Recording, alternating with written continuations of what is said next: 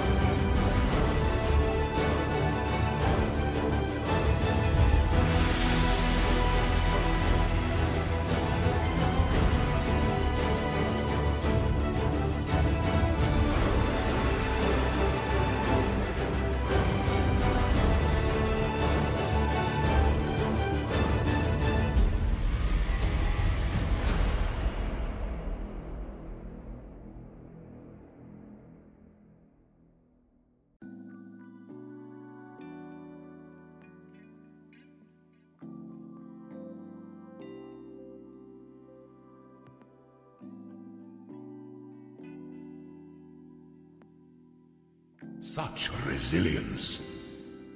Cold Blade Vortex Pathfinder is my favorite flavor of Blade Vortex this league. You get the chaining explosions from Fire BV with the ability to eat die beams comfortably. This is one of the best all-around builds I have ever played, with sick fast clear and the defenses to let you complete difficult encounters like the Feared without any worries. I think this build is one of the best ones to end your league on, as it can do all content in the game without compromising on speed, survivability, or damage. Not only is it an amazing build, but if you take Chainbreaker, your character is always this really cool red color. It's free cool MTX on your build. In this build guide, we will talk about the mechanics of the build, my rationale behind all of the choices, and we will go over how to craft some of these pieces very easily for now. And lastly, we will go over my path of building. My path of building has 3 setups to choose from. A tanky elemental overload setup using divine flesh to take elemental damage as chaos, a DPS Chainbreaker berserk elemental overload setup, and lastly, an expensive as critical strike Chainbreaker setup. Make sure you're matching the tree, gear, and skill gems to the setup that you choose. If you guys haven't already, please make sure that you've subscribed to my channel below and like the video to let me know you enjoy this build guide presentation and the path of building format I have in all of my POBs. Also, make sure you come visit my live stream if you have any questions at all about this build to get them answered as quick as possible. Now, let's talk about why we picked Pathfinder for our Cold BV. This Cold BV build is Indigon based. That means it wears a helmet, which gives us increased mana cost for our abilities depending on how much mana we spent recently, and also giving us increased spell damage based on how much mana we spent recently as well. So, when we cast BV, our next Blade Vortex cast costs more, but it also gives us increased spell damage since it costs more mana, and then we've spent more mana recently where we get more increased spell damage. So there's this feedback loop where you keep spending mana and you keep getting more and more increased spell damage. This requires us to have a constant sustain of our mana pool, especially so since we'll be mind over matter, which takes 30% of our damage that we take from our mana before our life. This alone is a great reason to choose Pathfinder to get a beefed up mana flask to keep our mana topped off. Since we'll be using an enduring mana flask, our mana flask will always be topping our mana off, and it will always be going on even after our mana hits full. But even more important than that is this line on Indigon that states non-instant mana recovery from flasks is also recovered as life. This is absolutely busted on this build, as we can get upwards of 4,000 mana each second from our flask, which translates to 4,000 life each second. This helmet gives us our damage and our sustain all in one. It is so good. So now Pathfinder and its near infinite flask usage and flask buffing is a super obvious choice. And on top of all the flask effect, duration, and free charges, Pathfinder also becomes immune to all elemental ailments, which is awesome. No more ignite, scorched, chilled, frozen, brittled, shocked, or sapped. And since Pathfinder gets so much flask effect, we can also use a granite flask and get a free 25,000 armor, which is paired with a taste of hate to give us amazing physical damage reduction. Now that we talked about how awesome Pathfinder is as an Ascendancy, let's talk more in depth of the mechanics and abilities that we'll employ with this build. The main ability we use is going to be Blade Vortex, because it provides a lot of physical damage for a spell, and it has a Vol version that you can store souls of enemies you kill in to unleash on bosses for extra single target damage. This also provides for some of the best clear in the game, since you can use your Blade Vortex and keep running for 8 seconds without having to cast again. We'll use Unleash to store casts of Blade Vortex, and we'll unleash those stored casts to get 4 blades out at once. We'll also Intensify, which gives us area of effect while clearing, but if we stop moving and just stand and cast, we'll stack up Intensity, which gives less area of effect but more damage, making this great for versatility, so we have AoE while we're clearing, and so that we also have more damage on the bosses where we're standing there and we're ramping our Indigon stacks up. We gain intensity and we'll do more damage. We'll also use Hypothermia for more damage with hits against chilled enemies, Control Destruction for more spell damage, and Empower to give our Blade Vortex extra levels, but you can swap that one in for Conk Effect. I just prefer to not lose area of effect for my mapping. So how does Blade Vortex scale its damage? Our Blade Vortex in the Elemental Overload setup will be scaling off of large investments into elemental damage, 100% of our physical damage being converted to cold, and a ton of aura effect for hatred. So we can get physical as extra cold and then more cold damage. All of this hatred effect, Fizz Conversion, and Elemental Overload lets our physical explode chest chain across entire legions with very minimal budget. We will also have enough sustain from our mana flask to use Righteous Fire for an extra 39 more spell damage, and another 28 on top of that with Vol Righteous Fire also up. Lastly, we'll be using Vortex and Bone Chill, which makes enemies in chilling areas have cold damage taken increased by chill effect, giving us another multiplier. Our rotation when we first enter the map will be to use our Arcane Cloak ability, which sacrifices 60% of our mana and gives us a lot of increased spell damage because we've spent mana recently. And then we'll use Blade Vortex a few times, pop our flasks, use Righteous Fire, and start blasting away. Now, when we get to a boss, we will have a single target rotation that starts the same, with us using Arcane Cloak to get a lot of mana spent recently, casting some Blade Vortex stacks.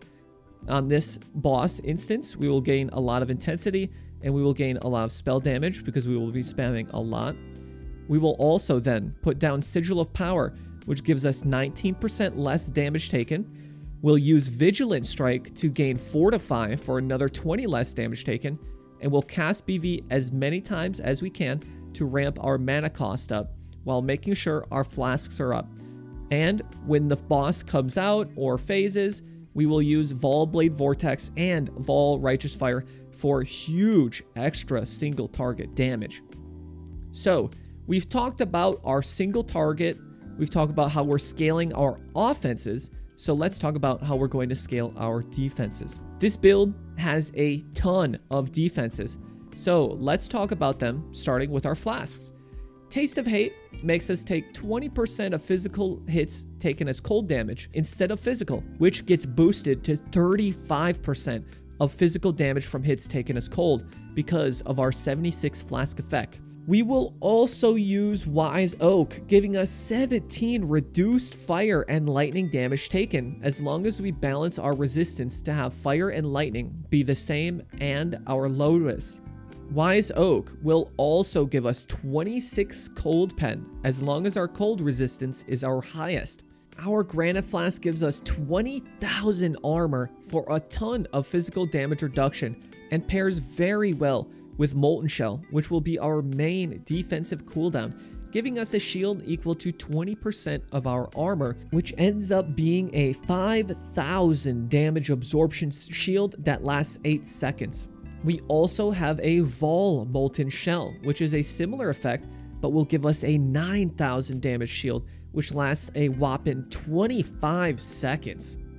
Like previously mentioned, we use Sigil of Power, which puts a rune on the ground. We spend mana inside the rune, and enemies within will deal 19 less damage to us. We will also use Vigilant Strike and Ancestral Call to give us a 30-second Fortify buff. We're Mind Over Matter as well, so 30% of the damage we take is subtracted from our mana instead of our life.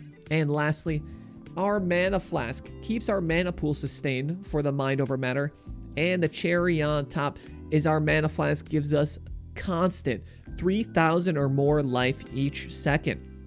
The one last cool bonus of this build is that cold damage chills or freezes enemies, so we'll be taking less damage because we can have more time to react to abilities, or because we'll be freezing the bosses outright anyway.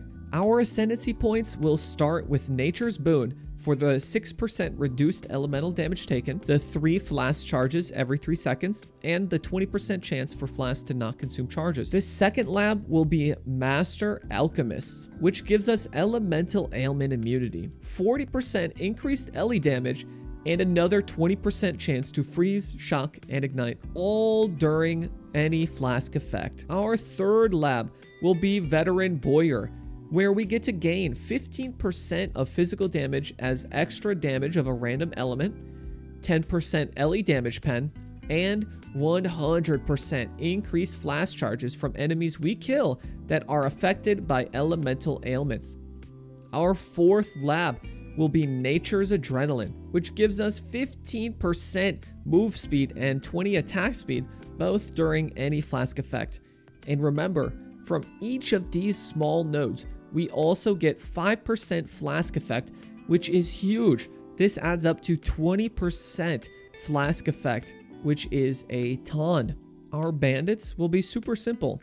We will kill all bandits and we'll get the 2 passive points. For our Pantheons, we will take Soul of Solaris for the additional physical damage reduction against bosses and the chance to take less area damage from hits, while also making sure we get the Soul of Athrophagia, so we take no extra damage from critical strikes if we're taking a critical strike recently.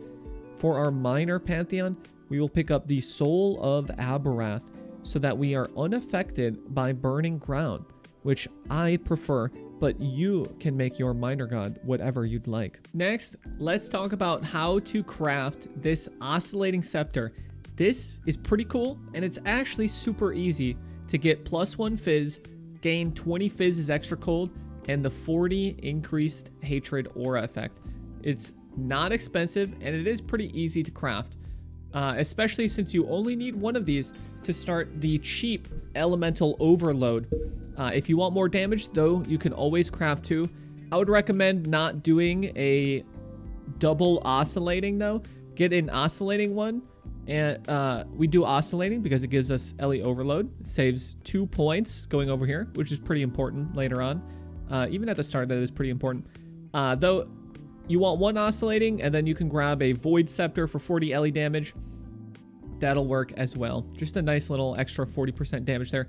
But let's start out. So we are going to pick up a Oscillating Scepter, at least item level 80. So this is 8 chaos, 10, you know, maybe 20, depending. Just make sure you don't get one that has a influence that isn't Redeemer. You can probably buy a Redeemer one for about an Exalt, but a few people are going to buy those up, and then they're going to be, you know, 2x and whatnot. It's much better to just buy one of these for 25, 30, and then one of these Redeemer orbs for 1.4 or 1.5. That'll save you, you know, whatever it is, 40C or something like that. So you have your Oscillating Scepter. Now you're going to ult spam. It's Redeemer base. Ult spam. It'll take about 107 Chaos Orbs, 300 ults worth, you know, 330. And you're going for the T1 Hatred Aura effect. You want this at tier 1. Tier 1 super, super good. Don't settle for T2, okay? No T2 gamers. Get your T1 Hatred Aura effect. And now, what do you do with this once you have it? Well, if you want to be a little bit smart and save yourself a little bit of time, you can imprint it. Imprint is a Krayik Chimeral Beast. So it will cost about 35 chaos to buy the Krayik Chimeral Beast. Now you do that so that you can make an imprint. So you'll get a little orb here, and you've saved your Oscillating Scepter at this state here. Now this is helpful so that you just don't have to ult spam again, right? The ult spamming took about 1 Exalt worth of alterations to get your T1 Hatred Aura effect. And now we do the imprint so that we can simply apply our imprint. So it creates this little item here, and you right click it, and then you click back on your scepter, and it'll bring you back to whatever state you imprinted it on. Now this only works on magic items, so make sure you do this right after you hit your Hatred Aura effect. And really quickly, let's say when you ult spam, you got a prefix. Just make sure that you can remove the prefix. If you can remove the prefix, that's really good. And you should remove it via a Harvest Craft, or you can do, you know, an imprint and a null. So don't do this. If you hit Hatred, you know, don't do this. This is for an example. So let's say that we have the lightning damage to attacks, right? We ult spammed and we hit the T1 Hatred and this. We want to be able to remove this later on, which is very, very nice. So this, we don't have to do anything with. This was very nice. We can remove lightning, and that's very, very nice. You wouldn't want to remove caster because, you know, we'll have caster mods later on, but this is okay. If you ult spam into something like this, that's okay. But let's ult spam into something, let's say you ult spam and you hit something bad in your prefix. Yeah, like mana. If you hit a bad mana, you can keep a good mana if you'd like. But if you hit a bad one, you definitely want to be annulling that. If you get that, you know, it stinks. And so that is why you can imprint, right? We can imprint before we annul here. Let's remove our old imprint. Let's just make a new one. So we imprint here, we annul. Hey, we hit the mana.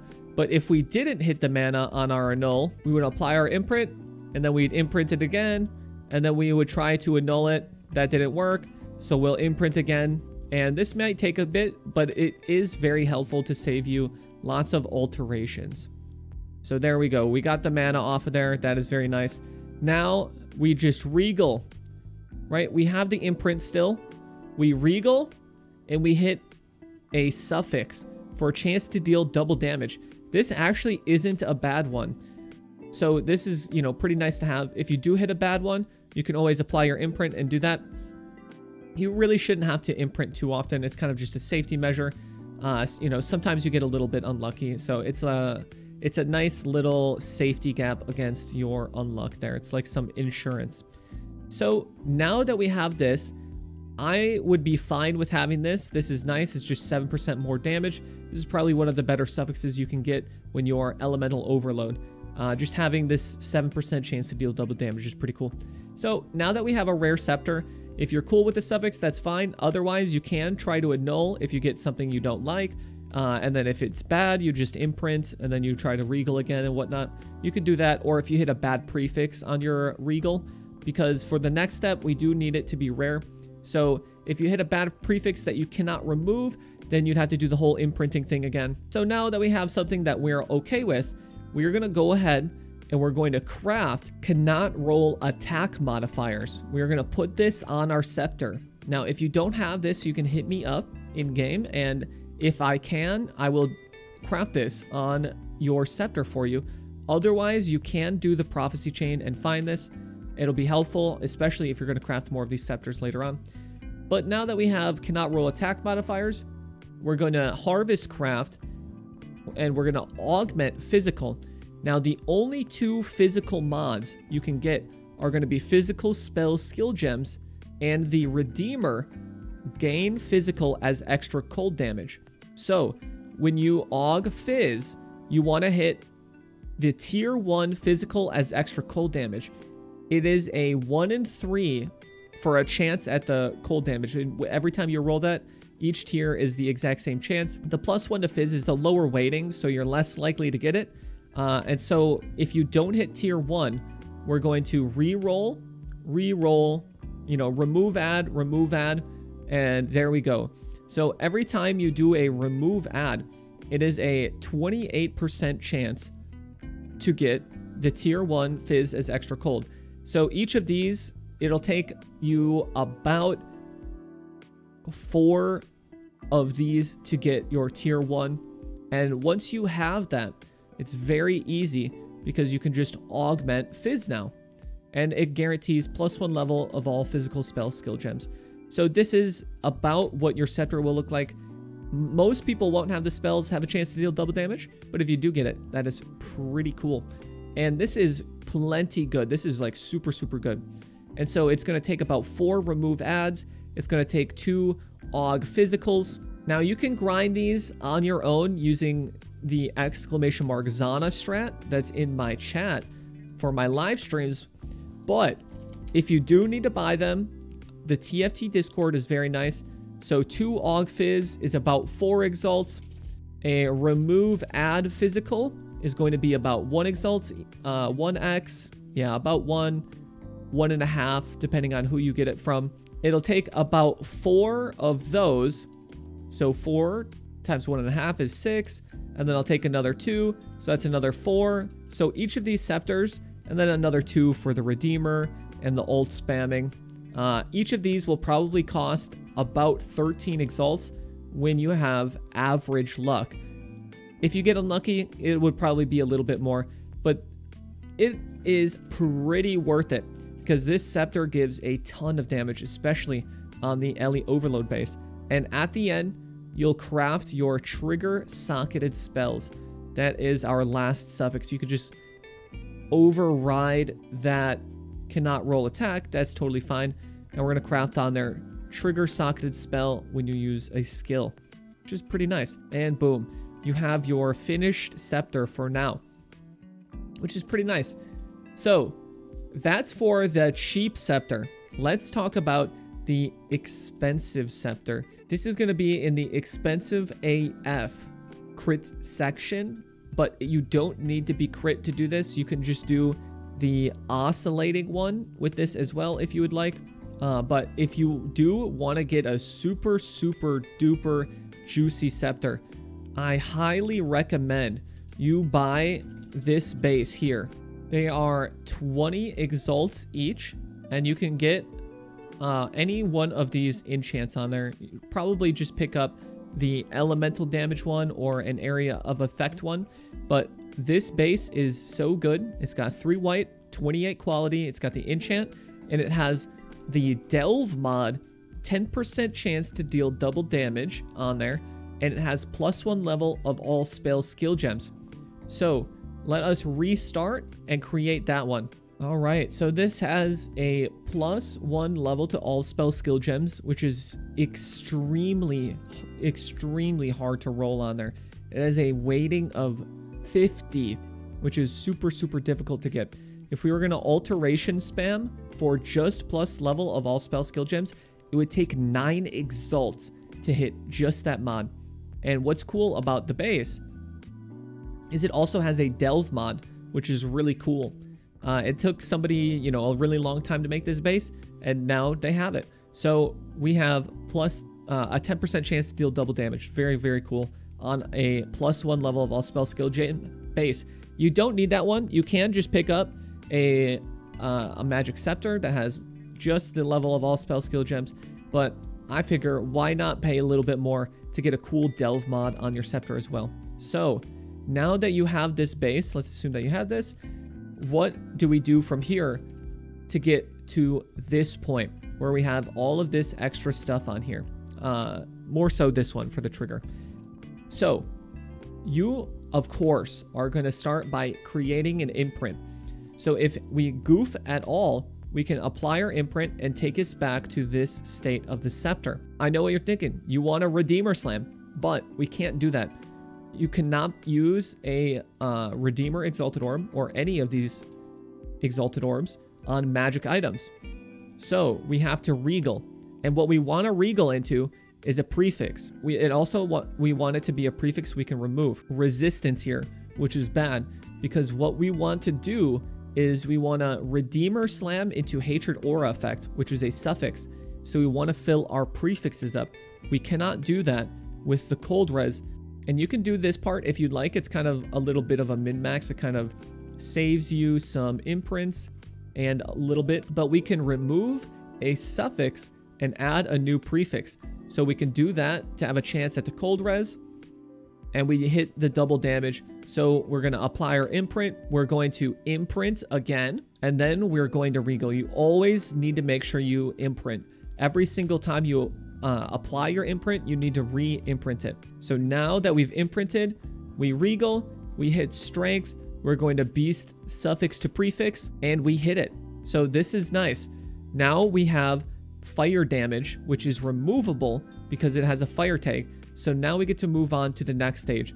If this wasn't removable, you would YOLO annul, right? If this was something silly like mana, you would not want to have that on there. Oh, also, before you do the suffix to prefix, if you want, you can go to your bench and you can craft the prefix mana so that you don't hit one of the manas rolls.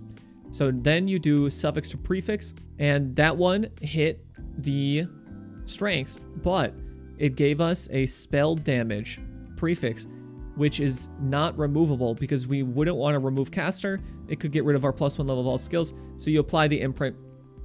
So you kind of see what's going on here. We do another imprint. We regal. We hit attack speed, which is fine. You craft mana, and then you do the beast craft, suffix to prefix. So we're trying to get that suffix up there. And we have fire damage. So this is good now. So now we have fire damage.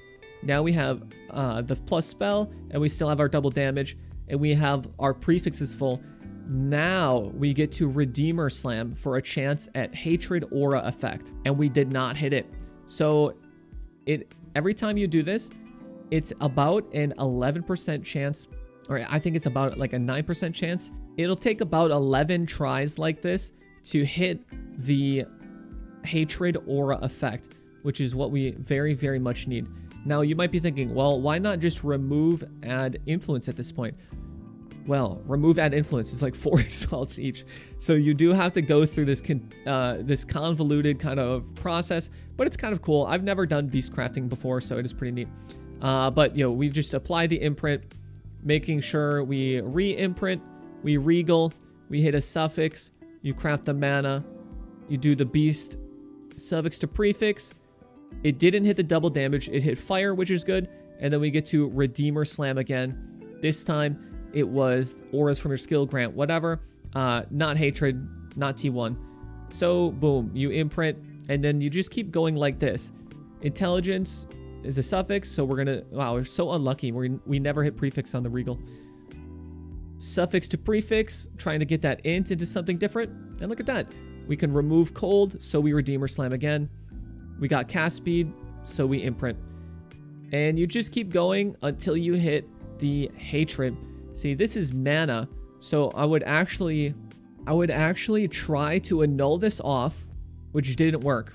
But let's assume that we did annul the mana off on our annul. So we annulled the mana off. I would then craft any suffix.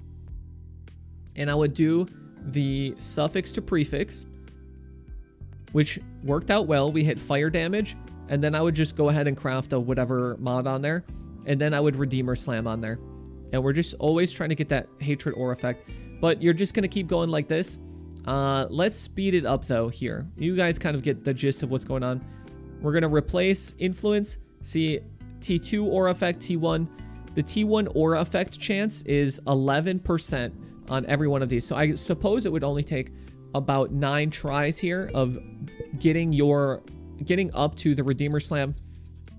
So a Sceptre like this is going to be 11.5. It'll be about 9 times 1.5. So just the Redeemer Orbs cost about 13.5. The Sceptre base itself is 20, so that's 33. And then you need to remove add, just like we did before, which was about 12. Once you get it all said and done, let's assume that we have the Hatred Aura effect here. I forgot to talk about this. So we have the Hatred Aura effect. Remove your craft. We're going to remove fire so that we have the spells, the double damage, the T1 Hatred Aura effect. Now you go down and you craft just like we did last time. Cannot roll attack mods. You augment physical. If you didn't hit tier 1 Fizz as extra cold, you replace Fizz until you do. See, we hit Fizz gems. We actually replace here. It's cheaper to do this until you hit the tier 1. And then you augment physical. And now you have +1 spell, +1 Fizz, gain 20 Fizz as extra cold, 10 chance to deal double damage, and the Hatred Aura effect. And for your last one, you can remove this crafted mod. And if you're doing this on the critical version, you can augment a crit mod if you'd like. Otherwise, you can craft trigger on there, or you can craft something like critical strike chance for spells. But otherwise, you can just do that, and then you can always just remove add crit until you either get tier 1 critical strike chance for spells or T1 crit multi. Either one of these is very, very nice for the critical strike chance version of the build. Otherwise, though, you can just do the crafting bench for that. But that is about the crafting process for the Sceptre. It'll probably be about 40 to 50, including all of the beast costs and whatnot. 45, 50 exalts to craft a Sceptre like this, which is a lot. And this is why you have the very basic version, which is about 12. So it's much, much cheaper to start with that one. And you can always try to sell it when you are done, as I'm sure there will be people who don't want to craft these things and want to just buy them, which is perfectly fine. So let's talk about some of the pieces of gear. A lot of the other pieces are very, very simple. The shield for the expensive Divine Flesh kind of tanky version is just an Awakener Orb. You get the +2 max res from a Shaper Influence shield, and you get the +3 max Chaos res from a Hunter shield, and you just use an Awakener Orb on one of them, and you paste that one onto the other. So make sure one of the shields is a nice base. I prefer a armor base, since we do want as much armor as possible for Fizz mitigation on this build. Alongside our Granite Flask, it's very, very helpful. So I like to have, you know, a Hunter Ezumite Tower shield. So I'd use my Awakener Orb on the Shaper Stinky shield, and I would copy the 1 mod over. Remember, when you use an Awakener Orb, it takes a random influence mod from each item. So if you have 2 influence mods, you're letting it be a 50-50 instead of just having the max res. And you know this because if you turn on advanced mod description in your UI, you can hold Alt and you can see it will say of Shapers, of Hunter, of the Hunt. It'll say all of these things pertaining to what is an influence mod and what isn't. So make sure you only have 1 mod of the Shaper or of Shaping, and 1 of the Hunt or of the Hunter. Same with all of these other ones. Anything that's an Awakener Orb, you want only 1 mod on there. The expensive chest piece is going to be Elevated Explode, and you Awaken Orb that with the Elevated Redeemer mod for mana recovery. That's very easy, and you can fill the suffixes up, and then you aug cold, and you'll get the physical damage taken from hits as cold damage. The gloves are elevated Culling Strike and elevated Unnerve. Again, you get these two mods. For elevating stuff, it is a little bit tricky, but let's go over, for example, the body armor. It'll be about the same for a lot of these pieces. For the body armor, you can for some of these, you can look them up, and people might have a elevated mod for cheaper than it would cost to elevate it. And again, with all of these, you don't need it elevated. It's cool, and you know, it's end of the league. Some people want to spend money and whatnot. So a lot of these chess pieces will have the fizz taken from hits as lightning and the explode. So the chess piece is super easy.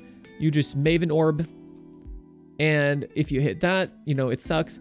You can get another chess piece that has these. That is probably your best bet. So let's say you get another chess piece, right? Every time you do it, it's a 50-50. And this one hit that elevated again. So then you do that until you get elevated explode. Again, you don't need this, but it's like really good. 5% of explode is way, way, way better than 3%. It's so good. And you get some extra AoE as well. So you would take an elevated Redeemer, just like this one. You just buy chess pieces that have the 2 influence mods. If you want, you can also do stuff like the non-influence to influence. If it has, you know, the mana recovery on there, you can just get another random one, or you can, you know, aug influence. Some of these will have mods that you can just aug, but the gist of it is you just have 2 influence mods on here. You Maven Orb until you hit the right one, and then you take 2 of these items, and you'll use an Awakener Orb on one item, and you'll copy that one elevated mod over to another elevated item. And hopefully you don't hit anything on the Awakener Orb that can't be removed. If you do, it's okay. Your chess piece is still probably like pretty dope, but just try to remove whatever you can. You can always do non-influence to influence to keep your elevated mod safe. But, you know, if you really, really want your chess piece to be super good, your gloves and whatnot, you may have to YOLO a little bit, which can get expensive, but it's all part of the game. So that's the same with the gloves here. You can also do imprinting if you find gloves with the influence mod on magic, and then you can imprint it. You can, you know, do fancy stuff like that if you'd like. But I found the easiest was to look and make sure and see if there's any items that already have the elevated mod. Or you just buy, you know, the stinky whatever ones that have, you know, Culling Strike and then something random. And then you just Maven Orb that until you finally hit elevated Culling. Same thing with the boots. For the crit version, the boots are going to be Elusive and Tailwind. But for these, it's super easy. These boots, you just get life, res, move speed, and the fizz is extra cold, is the only cold prefix, so you can just aug cold on there if you do want that fizz is extra cold. Amulet is super, super easy. It's just an Awakener Orb. You just grab 2 amulets. You want to grab the mana regeneration one. It's just very helpful, especially if you're a Chainbreaker. So you just grab a +1 Dex amulet, a +1 Fizz amulet. Make sure those are the only influence mods on there, and you Awaken Orb them together. The Frostbite, super easy. You just grab the Synthesis base, and I just did some reforges on there until I got something nice, and then you just harvest craft the rest of it if you'd like. And the belt is just very nice to have the mana recovery here. It's a Redeemer base, so you got to do some shenanigans here. This one's probably just easiest to buy if you'd want it. Otherwise, you can use Headhunter or any other just nice life and resistance belt on there with maybe some stats if you'd like. That's all for the crafting though. The scepters are the real important part. Everything else is kind of just elevating, and then you Awaken Orb them together. Hopefully you don't hit something stinky. Next, we're going to talk about the path of building that is linked down in the description. Please make sure you have the latest up-to-date version of the community fork. It is very important. If you don't have the community fork, it won't work. If your path to building's not working, it's not my POB. It's the community fork, or I've had people sometimes when they import from Pastebin, they copy over like a little space. So just make sure you're not copying the space over. Make sure you're you're using the community fork. And also, more important than all of that, please make sure you're lining up the cheap EO trees, so cheap EO tank, level 75, with the cheap EO tank skills and the cheap tanky EO items. These all need to be lined up. We have cheap tanky EO, expensive tank, expensive DPS EO, which is LE overload, and then you have your expensive critical gear set. Same with the trees. We have a cheap tanky elemental overload, expensive tanky, expensive DPS, and then the expensive crit, which is no longer elemental overload. And exactly the same with the skills. Just make sure you're lining all of these up. So starting with the tree, you'll notice that I don't have a leveling section here. I recommend that you level this as Hollow Palm, which is super easy to level. For Hollow Palm, you're just gonna come right out of Ranger. You're gonna shoot straight down for this cluster here, and you're gonna put in the one with nothing technique, and then you just blast away. Just pick up Dex and dual wield on the tree, get a Tabula, get a Astramentis amulet, and you can come over here. You can anoint Utmost Swiftness, or you could just pick it all up, and it is the fastest way to level alternate characters. I will link Badger's video in the description. He has a very good Hollow Palm leveling guide. I think it is the best way to level your second characters because it is kind of a chore to do that. And with some of these builds, it is not too good to level a Ranger as a Blade Vortex character, as you won't really have access to any good damage for a while. It's much better, and it's much more fun to level as Hollow Palm Smite or Hollow Palm Consecrated Path. Anyway, so we are grabbing lots of life. Every time there's Flask Effect on the tree, we're grabbing that. This is very important. This is where we get 40 Fizz converted to cold from the Weapon Spirit wheel here. And then we're just getting life. Skill effect, we're picking up Supreme Ego, so this is why we only use one aura.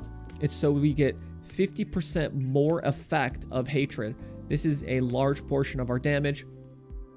And we're just coming up, getting all of the life, all of the mana, AoE, mana, and mana recovery, and also mind over matter. And this is where we will get our cluster. Our cluster is going to be Vengeful Commander, Doriani's Lesson, and then you want Sadist up here, or you can grab the other thing. You just want one of them up here so that the Vengeful and Doriani's is down on the bottom. We're going to use a Spiked Concoction and Distilled Perfection. This is really good. Alchemist Genius. If you go into your configuration, you'll see Alchemist Genius gives 20 Flask Effect, which is enormous, and extra charges gained, which is very cool. And so for the tanky version, you'll see we don't have it yet, but once you level up some more, we pick up Divine Flesh, which gives us 5 max Chaos Res and 50% of elemental damage taken as Chaos damage. Because we have that, we are going to pick up Born of Chaos, which gives us +3 max res, +3 max Chaos res, and then some 12 pointers. You should get this 3 passive. It makes it very nice. You can get 24 Chaos res and 24 Chaos res there. We also come over to Templar, getting a Thread of Hope in a medium ring, which lets us get Divine Judgment, Divine Wrath, and Divine Fury. So we gain LE damage, Fizz damage, and Fizz is extra fire and lightning, and huge LE damage here. We also will get Arcane Capacitor. This is actually nuts. We're spending a lot of mana recently, so that's really good. And we get up to 50% increase effect of Arcane Surge. And free Arcane Surge. So that's just 5% more spell damage and 5% cast speed and some mana regen, which is pretty cool. That is very handy. So this is what your cheap EO tank will look like. The expensive EO tank, you'll notice one of the big changes here is that I expect you to get some dexterity and strength on your gear when you need it. And we also get Unnatural Instinct, which is, it's expensive, but it's really, really good.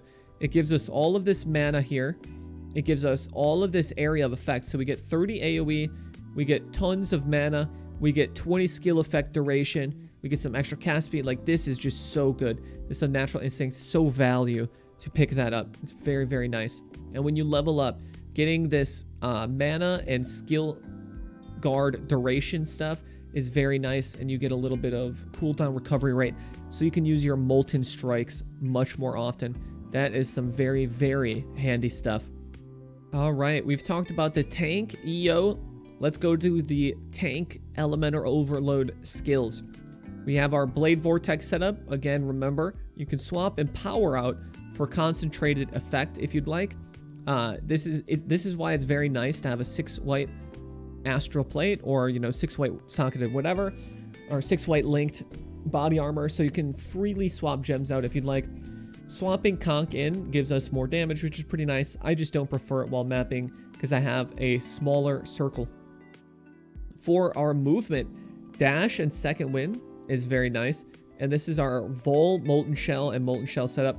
So put these all in a helmet, or wherever. It doesn't matter for this build, but what does matter is that you have all of these linked. Second wind doesn't give an extra Molten Shell use, but it gives increased cooldown recovery rate, which lets us use Molten Shell again sooner, which is very nice. We get increased duration to make our Molten Shell and Vol Molten Shell last longer. So this is our main defensive cooldown. You use Molten Shell because it's better than Arcane Cloak for this build. We only use Arcane Cloak so that we sacrifice 64% of our current mana, right? It spends 64% of our mana instantly, which lets us ramp Indigon very, very quickly. So you press Arcane Cloak, and then you start doing your Blade Vortexes when you want instant Indigon ramp. In our boots or in a weapon, this doesn't matter too much. You just want to have Arcane Cloak, Vol Righteous Fire, and Sigil of Power. Remember, you can use Righteous Fire all the time as long as you have your Mana Flask up. You just use Vol RF and Sigil of Power on bosses. Hatred needs to be put in Essence Worm. You got to do it. Put it in your Essence Worm. The trigger weapon, I like it. 0 brain power, it's pretty cool.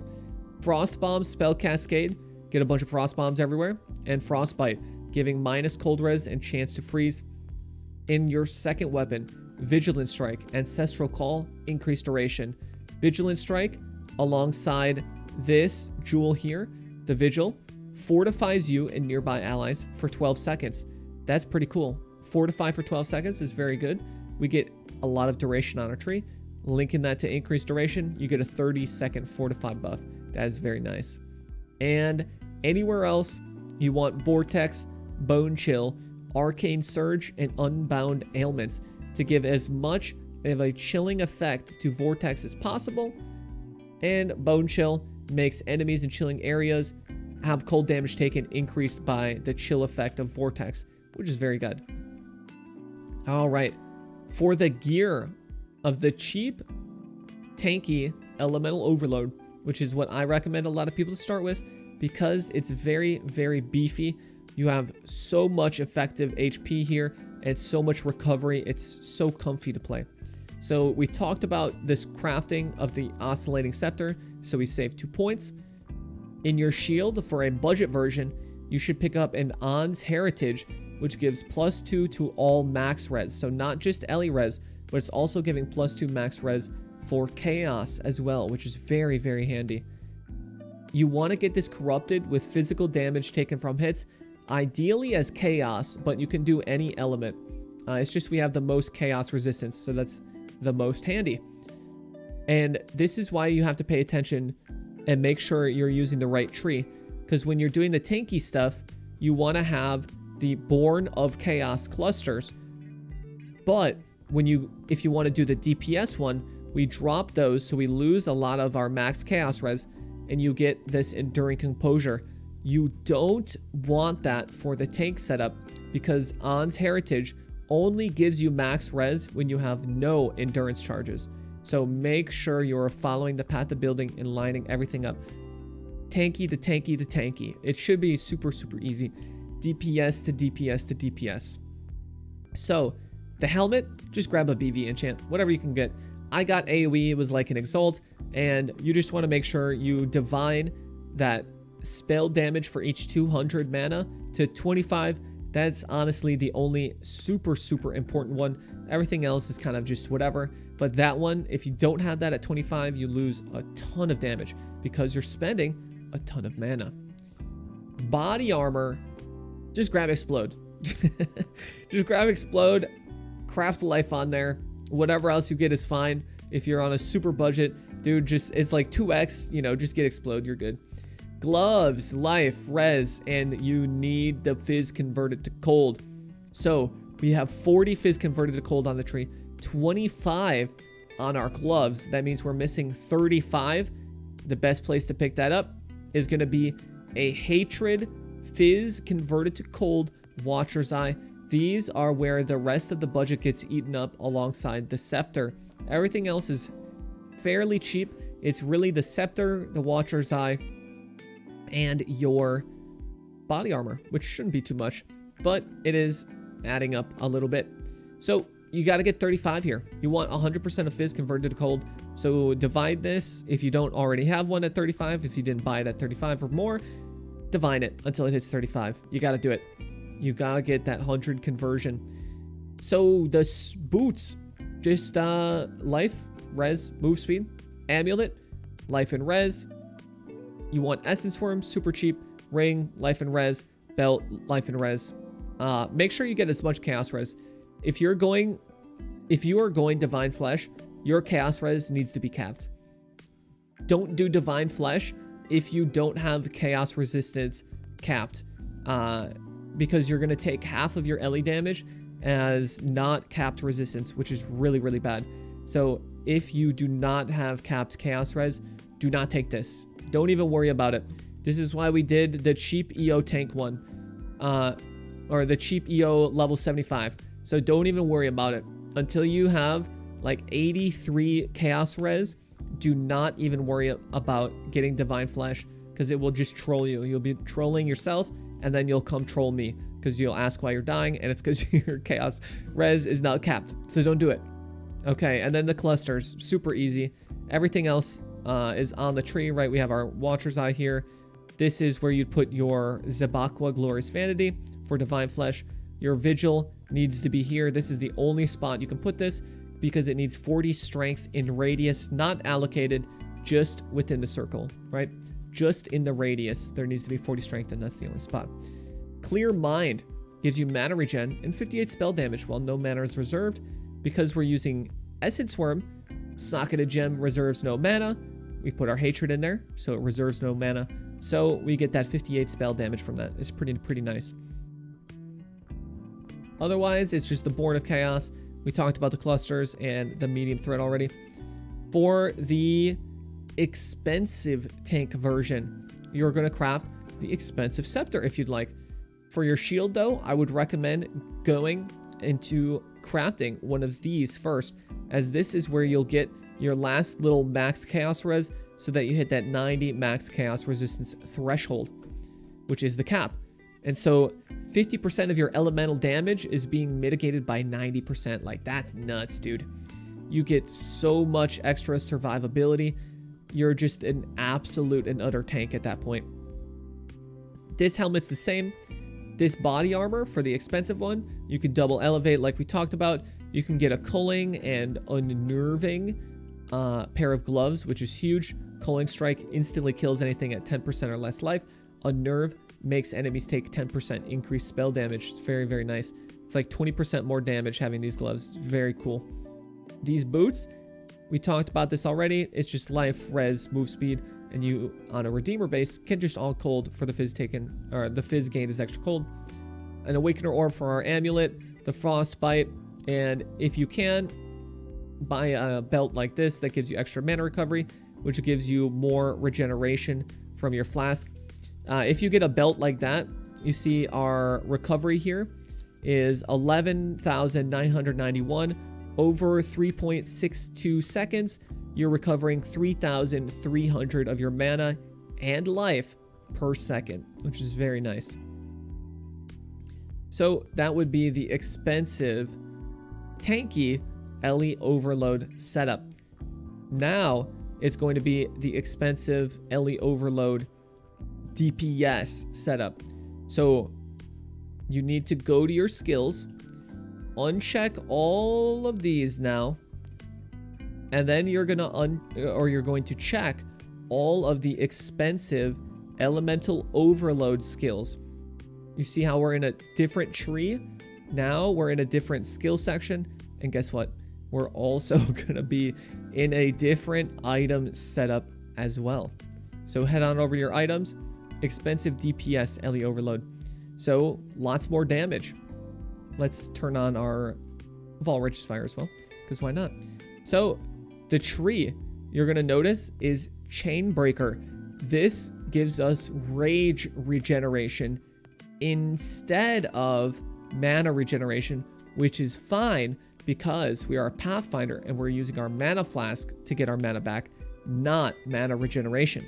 So this is very, very good. It gives us rage, and with that rage comes the ability to use Berserk, Divergent Berserk. That gives 20% more spell damage. We link that to Enhance 4 so that our Divergent Berserk has 24% quality, which means it gives us 44 more spell damage. That is nuts. Not only is it giving 44 more spell damage, it's giving another 20% less damage taken and 30 more move speed.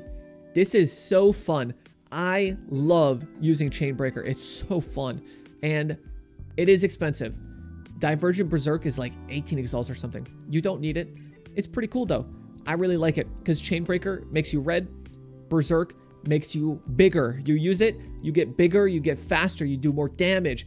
Everything. It's so cool. And it lasts a pretty long time since we do have rage regeneration. So you pop it while you're mapping, you pop it on the boss. It's pretty nice. That is the big change here though, is grabbing the Chainbreaker.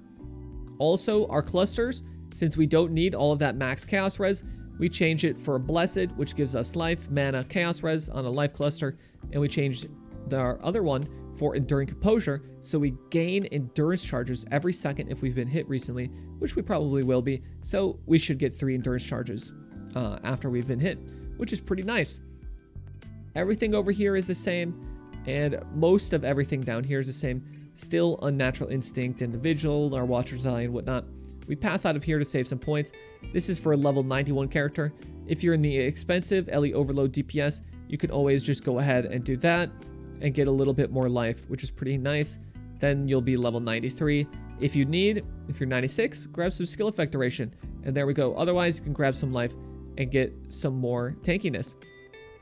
You'll see our effective HP isn't as high for the elements and whatnot, but we do a lot more damage. 30 million to be precise, which is pretty nice. So for the skills, this just becomes Awaken, Control, Destruction instead of normal. Everything else is pretty similar. You can grab Awaken, Unleash, but it is kind of a waste, I think. It's not too big. The most important part, though, is getting Divergent Berserk. Hatred, level 21. Still having this cloak set up here, although we have to move Vol Molten Shell. We lose the increased duration on there, which kind of stinks, but we do get a lot more damage, which is pretty nice. Frost Bomb, Spell Cascade, Purifying Flame. We don't do our Frostbite in the trigger anymore because you can buy a Frostbite synthesized base, so it will always have Frostbite on hit in the implicit in that top. So instead, we do Divergent Purifying Flame, which makes the Consecrated Ground Divergent Purifying Flame makes apply 5% increased damage taken to enemies, which is pretty cool. It's just 5% more damage. It's just a cute little thing. Still doing the 30-second Fortify buff and still having Vortex with the same links on our left mouse button. Our expensive DPS Elemental Overload setup, though, will be a little different. We'll have the super cool Oscillating Scepter and then a very, very nice Void Scepter. You don't have to grab the 20x spells have 10% chance to deal double damage base. You don't have to do that. You can just do the same exact process on a normal spell skill gem base. I just thought that was pretty cool. Or you could just stick with your old scepters. That's totally fine as well. Again, the same double elevated explode chest from before. The gloves, you can use your Culling Strike or Unnerved gloves if you made those in the tanky one, or you could just do life, res, and conversion. Same boots, same Awaken Orb amulet. The really big thing that's changing is just the Frostbite on hit and getting another big Sceptre in the gear section. I made sure a lot of it transferred over, so if you did the tanky, you could very easily go to the DPS if you felt you needed some more DPS, or if you went to DPS and you didn't really like it, which kind of happens sometimes, you didn't mind having less damage, you want to be a little beefier, that's totally fine. You just drop one of your Scepters, you go and you pick your shield back up. And it's very, very easy to transfer between them, just resocketing a Timeless Jewel and resocketing your old cluster setups, which is very, very handy. So it's nice to just be able to swap to whichever you are most comfortable with.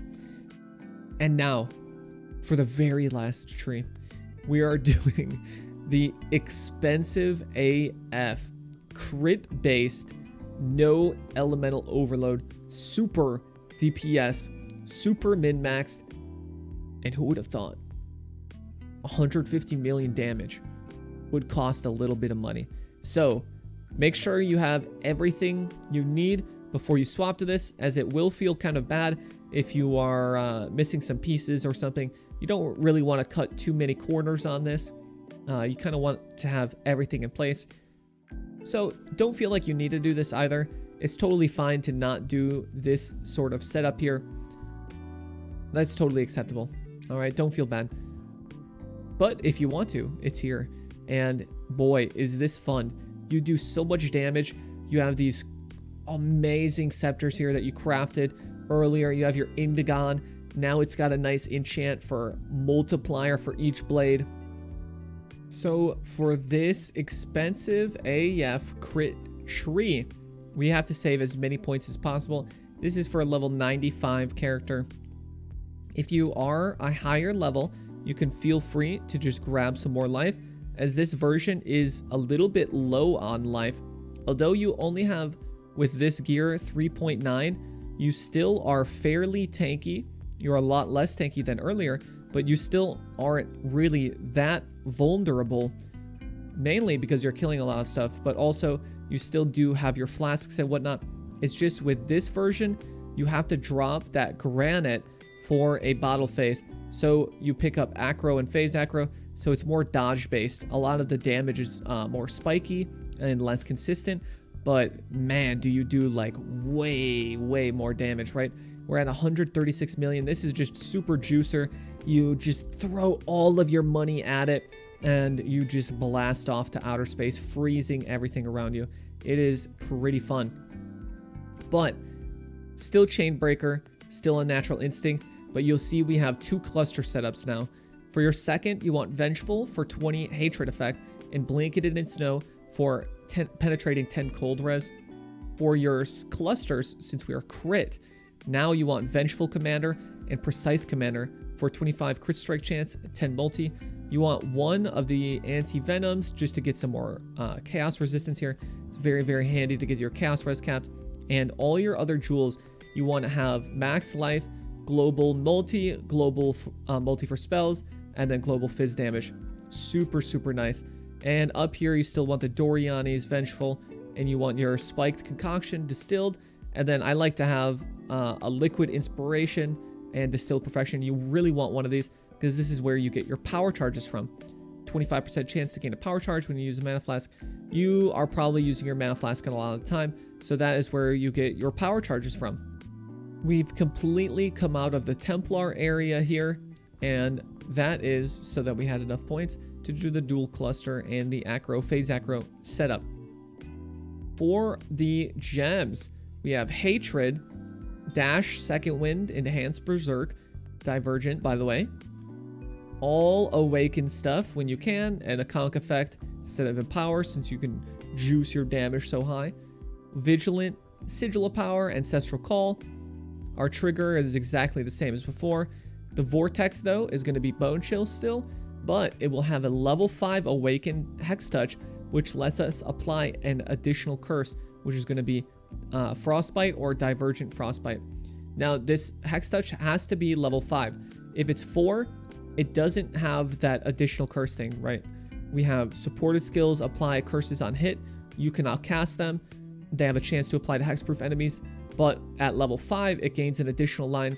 Supported skills can apply an additional curse. So this needs to be level 5 with your Frostbite. The Righteous Fire setup with Arcane Cloak, increased duration, Arcane Surge. You can do Arcane Surge somewhere else if you'd like. I just liked it the most with Arcane Cloak because it guarantee procs when we spend 63% of our current mana, which is very nice. With this setup, you don't have Molten Shell and you don't have a lot of Fizz mitigation anymore because we did need to drop a flask for Bottle Faith. That's the cost of doing a lot of damage, so keep that in mind. Arcane Cloak is your main defense now, and it's not too large, but it still does give you, is like somewhere above 1500 shield. It just depends if you have mana on other pieces of your gear. So keep in mind as well that you get to cast a Vol Blade Vortex. So this is 120 million combined DPS. When you cast your Vol BV, you do another 43 million. So that is where the 150 million is going to come from, as long as you have your 10 stacks and you press your Vol BV button. It's very, very handy. If you want to juice your damage even more, I compromised on damage with this. You can grab a Crusader chest with Explode still, but you can do Hunter Influence for an additional curse and base spell crit, which is very nice for damage. I just thought it was nicer to have more mana recovery and the 15 Fizz taken as cold, which goes very well with our Taste of Hate, where we take 20 less cold damage from using this. But it's totally fine if you do Crusader Hunter, and then you can do the Crusader Fizz taken as lightning instead, which is still good as long as you have your Wise Oak balanced. So you take the 17 reduced lightning, which is pretty nice. Everything else is like super juiced though. Body armor still double elevated. The gloves, culling and unnerving. The boots are elusive and tailwind now that we're crit. Our amulet +1/+1 res and global multi, and our ring is an Assmark ring. It is woke orbed with Shaper for Assassin's Mark and Warlord for global critical strike multiplier. Very, very handy. And then of course, you know, you're juicing, so put your Headhunter on, okay? Get some extra AoE while you have Arcane Surge. Also, if you want, you can grab an absolute juicer Watcher's Eye. These are omega expensive, but you can grab the Hatred Fizz to Cold, and you could grab the Hatred Critical Strike Chance, which is where you could get the last little bit of critical strike chance that you would need in the build. So let's add that to the build. Making sure that you divine. So if you get a very good Watcher's Eye here, you can go from 90 to 100% critical strike chance. So that would be a difference from 137 to 127. So just getting that critical strike chance on there with the Hatred conversion would give you an extra 10 million DPS, which is pretty good. And on the Vol BV, it would go up a few million as well, which is very nice. It's just nice to have that 100 critical strike chance alongside your Bottle Faith. This is about where most of your critical strike chance comes from. The Bottle Faith giving us like 20 something crit, and then everything else helping as well. Just make sure that you do still get the Fizz damage converted to cold on your gloves crafted. That is super, super important to have all of your Blade Vortex's damage be cold. Anyways, if you have any more questions about the build, come down to my live stream. I can answer them right away. You can comment on YouTube. You can come to the Discord as well. It's just way, way, way faster for you to pop in the stream, send your message, guarantee I read it unless there's some crazy stuff going on, and then your question's answered. I can help you out if you have any questions at all about this build, or maybe why I made some of the decisions that I did. Feel free, come check it out. I'll see you guys there. Bye.